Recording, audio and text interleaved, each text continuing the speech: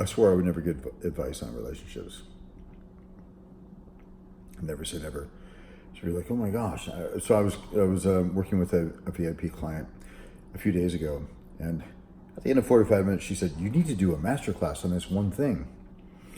I said, "Yes, I know." And my new proudest moment is I can't share that. I'm waiting for permission to share something with you, something pivotal in my own career and on this purposeful ride.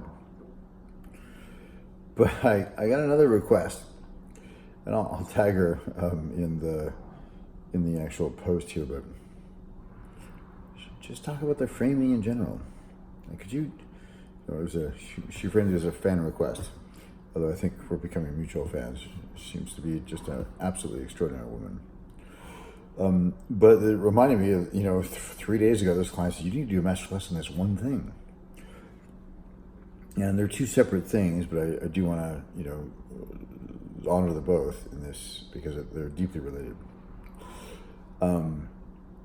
So I promised y'all that I would do a video on values and forms and how you can. What are the second date questions to ask, right? And Michael Author, I believe is his name, posted something a few days ago saying, have you realized you have a values misalignment with your partner, and what's that like, or what does that mean to you? Or I can't remember what he said, but I said, well, first of all, if you have a values alignment with your primary partner, you fucked up. Well, way back when you could have avoided all these years of like, holy crap, I can't believe our core values are not aligned. And so this is where we go even deeper into, so what's a second date set of questions look like? Now, for me, and by the way, you want to be able to do these conversationally. So you still have to pre-frame it. So the framing goes something like, hey, these questions are, I know they go deep fast, and I want, mostly it's because I want to get to know you even deeper. And sometimes, personally, I will add something like, by the way, I don't care if you have siblings or not. I mean, I do, if that's important to you. We don't know yet. But I may never ask you where you went to college. I mean, because what's most important to me is how we're relating right now. What's my experience of you right now? Now, presupposed in that is I won't take someone else's word about what kind of person you are. Because, one of the great things, my closest friends, if I go, he or she, blah, blah, blah, they go, that's not my experience of them. Because we have patterns. And our patterns, human beings are quantum experiences. Meaning 1 + 1 never equals 2. It either equals more than 2 or less than 2 in the quantum world. For instance, if you add 1 gallon of distilled water to 1 gallon of grain alcohol, it will not equal 2 gallons. It's very interesting, isn't it? Two different chemical compounds, they come together and they equal something more than themselves if it's synergy, or less than themselves, meaning 1 + 1 equals less than 2 if it's conflict. But you can transform both those situations in either direction. Really. And it's all depending on which patterns we bring in your relationship to it. But so how do you frame these conversations? I'd just like to, is it okay if I ask you some deep questions? They might be, relatively confronting, but it's mostly because I want to get you at a very deep level.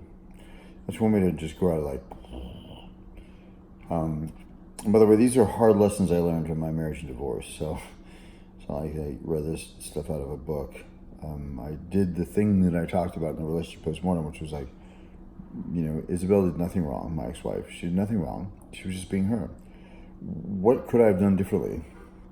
Which is a way to take, what could I have done differently so I can avoid that sort of tragic pain in the future? Who likes pain?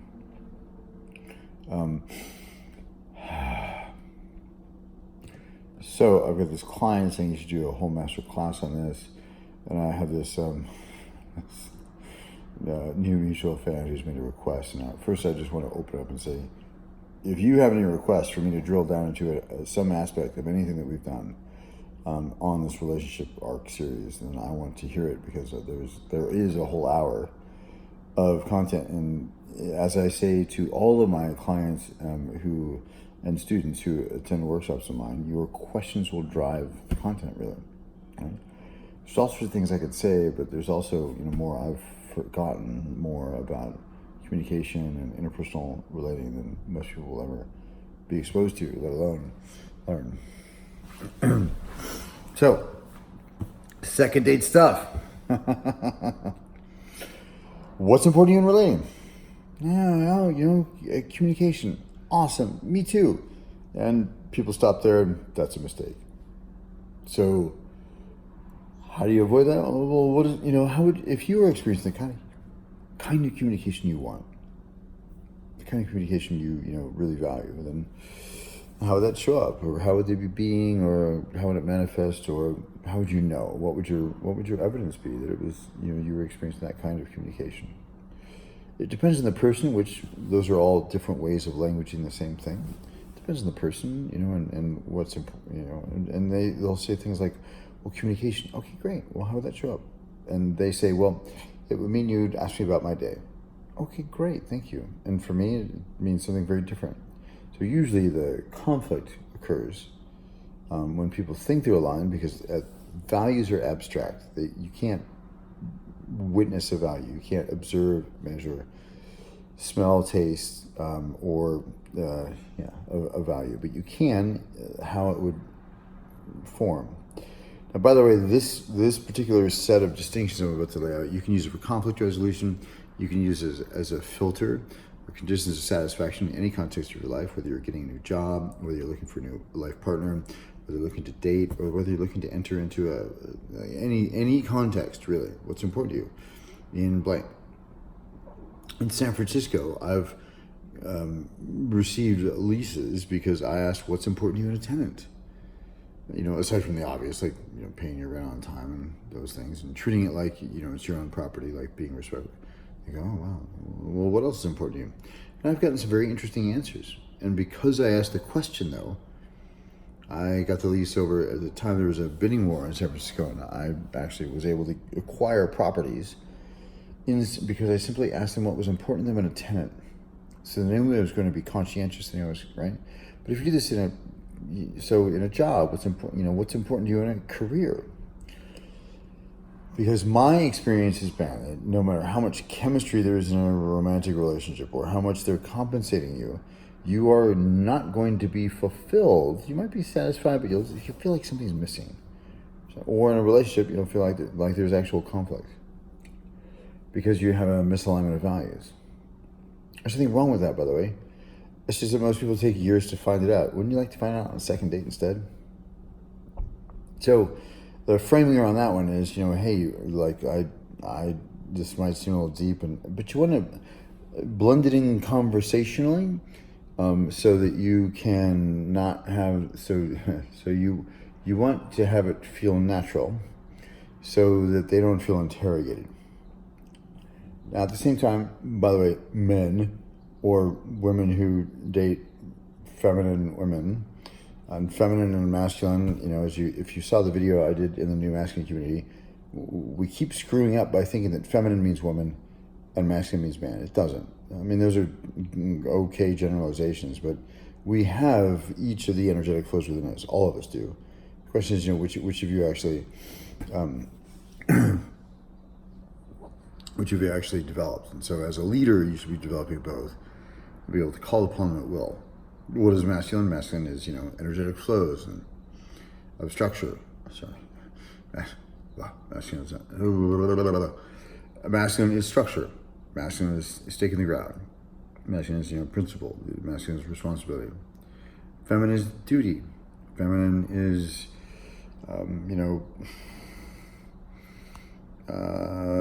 creativity. Feminine is flow. Feminine is flexibility. Masculine integrity is, did you keep your word or not? Are you on time? Feminine integrity is, does the connection feel right to keep the agreement? And the connection is more important. Neither one's better or worse. We seem to value masculine integrity more in this world, in the Western world, than we do feminine integrity, but they're both equally as important.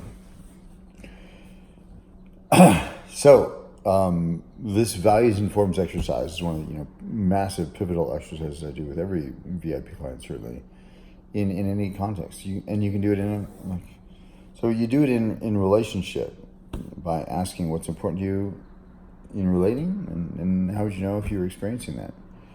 Now, you can use it as a conflict resolution tool. You can use it as a tool to get as you're entering into a new context, as a filter. Is it appropriate for you or not? Or is it going to be fulfilling or not? You can use it as a way to request make your needs be heard, have your needs be heard, and actually have them be fulfilled.